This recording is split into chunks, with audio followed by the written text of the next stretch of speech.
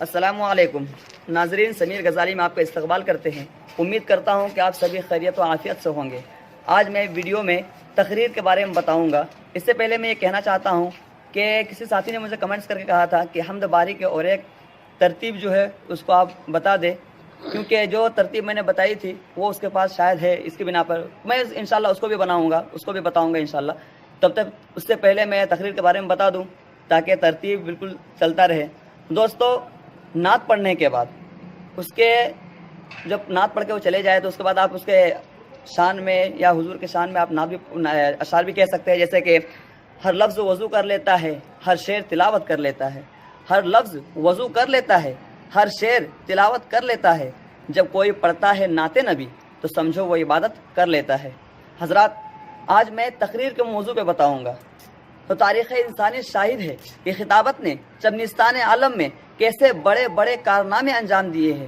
خطابت نے ایمان و یقین کی شمع روشن کی ہے، رشد و ہدایت کے دریا بہائے ہیں۔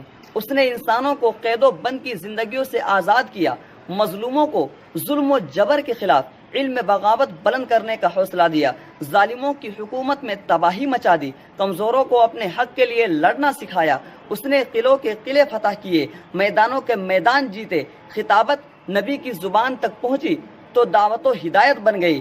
جب کسی وائس نے اسے اختیار کیا، آشنا ہوئی تو نصیحت بن گئی۔ جب کسی مجاہد نے اسے اپنایا تو نعرہ انقلاب بن گئی۔ جب کسی قائد یا لیڈر نے اسے اختیار کیا تو ترانہ سیاست بن گئی۔ الغرض خطابت نے ہر زمانے کے اندر الگ الگ رنگ و روپ میں اپنا جوہر دکھلایا ہے، کیونکہ خطابت میں جادو ہے، سحر ہے، تاثیر ہے۔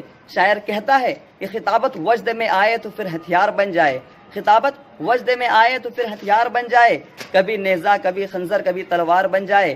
خطابت کی گلفشانی مسلم ہے زمانے میں، خطابت کی گلفشانی مسلم ہے زمانے میں، یہ نجاشی کے آگے جعفر تیار بن جائے۔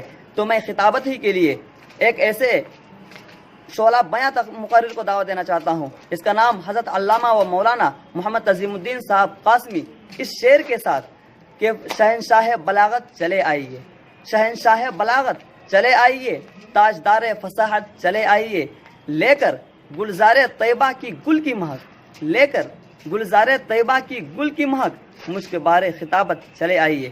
دوستو، آج کا ویڈیو اتنا ہی۔